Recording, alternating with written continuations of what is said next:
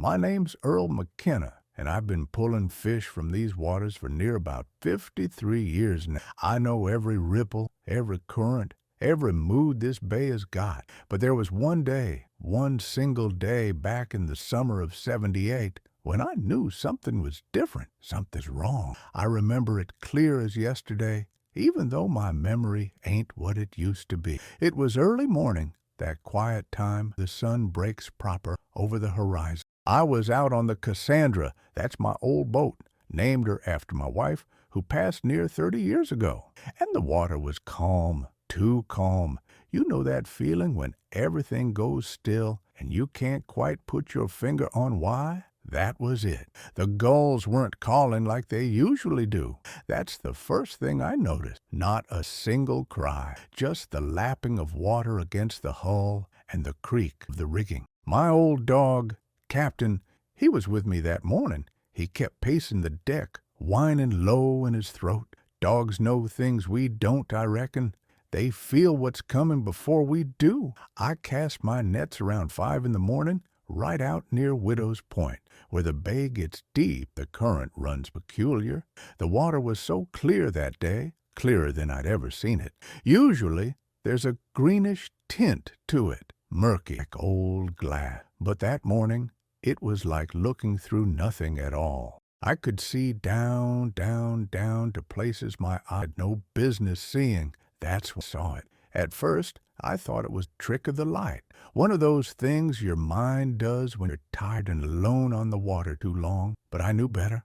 I've been out here enough times to know the difference between what's real and what's just your loneliness playing games. There was something down there in the depths, a shape, a form, something that didn't belong in that water. I leaned over the rail, squinting against the faint morning light, and my heart started doing that thing it does when you're scared, skipping beats like a stone across water. The shape was dark, but it had edges, structure. It wasn't a rock or a reef. It looked almost like, well, like the hull of a ship, a big one. I stood there for what must have been 5 minutes, staring down at it. Captain came over and pressed his nose against my leg, trembling slight. The wind had picked up just a touch, and I could smell something on it, something salt and old and wrong, like iron and decay mixed with seaweed that had been buried for years. My hands were shaking when I pulled up the nets. There wasn't much in them that morning, a few cod, a mackerel, but I didn't care about the fish, and my mind was already down there in the deep, trying to make sense of what I was seeing. I knew I should have turned the boat around. I knew I should have headed back to shore and forgotten about it, same way I've learned to forget a lot of things over the years. But something wouldn't let me, something in my chest, some old pull that the seas got on a man who spent his whole life listening to her calls. So I pulled anchor and moved the Cassandra closer, slower this time, careful like. And that's when I saw it clear. It was definitely a ship, a sailing ship, from the look of her. Old, real old, the kind my grandfather used to tell stories about, the merchant vessels that used to run these waters before the railroads took over. But here's the thing that made my blood run cold. She looked pristine, not like something that had been rotting in the bay for 50 or 100 years. She looked fresh, like she'd gone down recent, like she was still new. The wood was dark, but it wasn't waterlogged and soft. It should have been. The brass fixtures caught what little light was filtering down through the water, and they gleamed like they'd been polished yesterday. I grabbed my diving, old mask and weights, nothing fancy, and I suited up right there on the deck. Captain was going crazy by then, barking and whining, trying to get between me and the water. I had to push him away, gentle but firm. Easy, boy. Just a quick look, that's all. I should have listened to that dog. I went over the side, and the cold of the water hit me like a slap. My lungs seized up for just a second, they always do, and then settled into that steady, measured breathing you learn to do when you're 40 feet down, the lights starting to fade. The ship rose up out of the murk like a ghost becoming, like something remembering how to exist. And that's when I knew, absolutely knew, that I wasn't supposed that whatever was down there in the deep had been waiting, patient and hungry, for someone to finally look close enough to understand. I never did make it down to the hull that morning. Something made me turn back, some instinct older than reason, but what I saw in those few seconds changed everything. I broke the surface gasping, though I hadn't been down more than 2 minutes. My heart was hammering in my chest like it was trying to break free, and my hands were shaking so bad I could barely get the mask off my face. Captain was going absolutely wild on the deck, barking and jumping, his whole body rigid with fear. I'd never seen him like that before. That dog had weathered storms with me, seen things that would have made a lesser animal run for the hills. But this had him terrified. I pulled myself back onto the Cassandra, my old knees cracking like frozen branches, and just sat there for a long moment, dripping seawater all over the deck, trying to catch my breath and make sense of what I'd seen. The ship down there, it wasn't right. The proportions were wrong. The way it was sitting on the bottom, tilted at an angle that shouldn't have been possible for something that old. And the wood, Christ, the wood looked like it was still moving, like it was breathing. I told myself I was imagining things, nitrogen narcosis maybe, even at that depth, or just the early stages of losing my mind, which wouldn't have been the first time a lonely man out on the water started seeing things that weren't there. But I knew better. I started the engine and turned the Cassandra back toward shore. My hands were still shaking on the wheel. Captain settled down some once we were moving, but he stayed close to pressing against my legs, his whole body tense like a coiled spring. The whole ride back, I couldn't shake the feeling that something down there was watching me leave, that I'd interrupted something, broken some kind of ancient rule by looking too close. By the time I got back to the dock, the sun was properly up, and the bay looked normal again, mundane. Just water and boats, the everyday business of men making their living from the sea. It didn't feel real. None of it felt real.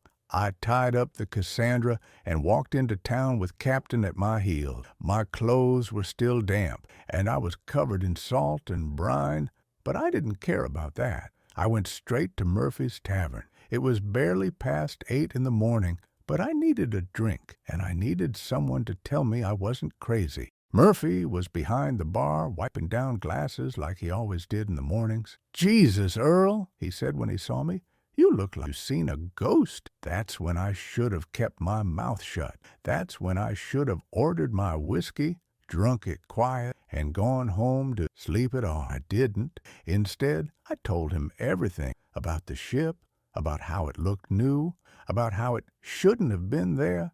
Murphy listened, nodded in that way bartenders do, and then he laughed. Not mean-like, but not kind either. Just a tired, practiced laugh that said he'd heard a lot of stories in his time and could recognize a tall tale when he heard one. "Earl," he said, pouring me a whiskey without me even asking, "you've been out on that water alone too long. The mind does strange things." "I know what I saw," I said, but even as I said it, I could hear how it sounded. Desperate, unsure, like I was trying to convince myself as much as him. "Sure you do," Murphy said, and went back to wiping his glasses. By that afternoon, half the town had heard some version of the story, and by the next day, I was crazy old fisherman who'd been out on the water alone too long and started seeing ships that didn't exist. People would smile at me with that pitying look, the one that says they're being kind, but they think you're touched in the head. I tried to convince myself it didn't matter. I'd lived long enough to know that other people's opinions don't change what's true. But it gnawed at me, that doubt, that question of whether I'd imagined it all. So 3 days later, I went back out to Widow's Point. The weather had turned by then. The sky was gray, the water was choppy, and the wind had that bite to it that tells you a storm's coming. Captain didn't want to go. He whined and paced and refused to come aboard until I practically carried him on to the deck. But I needed to know. I needed to prove to myself that I wasn't losing my mind. The water wasn't clear like it had been that first morning. It was murky and dark and angry look. I had to dive deeper to see anything, and the currents were stronger than I'd expected. They pulled at me, trying to drag me down further than I wanted to go. But I saw the ship again, and this time it was different. It had moved, not far, but it had definitely moved. It was tilted at a different angle, and there was something hanging off the side of it, something that looked almost like a rope or chain. But it was moving wrong, moving in a way that didn't match the current. I was down there maybe 3 minutes that time, following that rope or chain or whatever it was, when I heard something, a sound that didn't belong in the water, a sound like singing, but not voices, formed wrong, like something trying to make human sounds, but not quite remembering how. It came from inside the ship. That's when I turned around and swam for the surface like the devil himself was chasing me. I broke through the water, gasping, my heart trying to hammer its way out of my chest. Captain was going insane on the deck, barking and jumping and acting like something had gone completely wrong with the world. I hauled myself back onto the boat, my old body screaming in protest. I didn't even bother getting out of my gear. I fired up the engine and got the Cassandra moving toward shore as fast as that old girl could go. The wind picked up, was heading not gradually, all at once, like something had reached down and grabbed the air and squeezed it. The waves started getting bigger, angrier, like they were being pushed from below by something massive. And behind me, I could see it clear as day. The water above where the ship was lying started to swirl, started to glow with a faint, sickly phosphorescence that made my stomach turn. Something was waking up down there, something that had been sleeping, poking around, disturbed it. I didn't tell anyone about the second dive, not after they'd laughed at me the first time. I knew, heard, and I knew with a certainty that settled into my bones like cold that I wasn't done with, that whatever was down there in the deep, whatever had been sleeping in the dark for however long it had been down there, it wasn't done with me either. The sea, I learned that day, doesn't like being watched. She doesn't like her secrets being seen. And she always collects her debts. I didn't go back to Widow's Point for 3 years after that. 3 years. That's a long time for a man who'd spent every day of his adult life on the water. I told myself it was because the fishing was better elsewhere, or because my knees were acting up, or because Captain was getting old and didn't handle the rough waters like he used to. All of it was true, I suppose, but the real reason was simpler.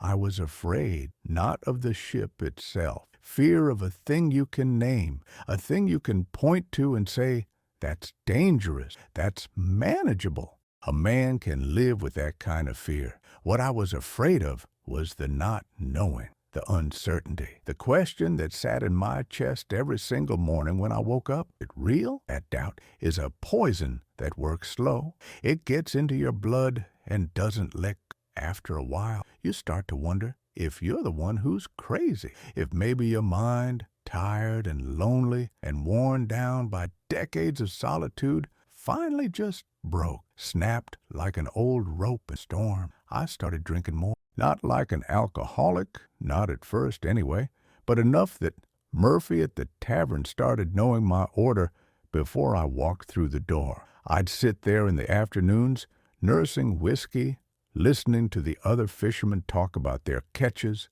their lives, their normal, sensible worlds, and I'd feel like I was watching them from behind glass, like I'd crossed over into something else and couldn't quite find my way back. Captain died in the winter of '81, just laid down one morning and didn't get back up. I buried him under the big oak tree behind my house, the one that overlooks the water. I didn't get another dog after that. The house felt emptier without him, but I think I was afraid that another animal would sense what I was carrying around inside me, that it would know I was touched by something from the deep, and it would be scared of me. People in town started avoiding me, not in an obvious way. They were too polite for I noticed. The conversations would stop when I walked into a room. The invitation to join in at the tavern became fewer and further between. I was the crazy old fisherman who'd seen a ghost ship,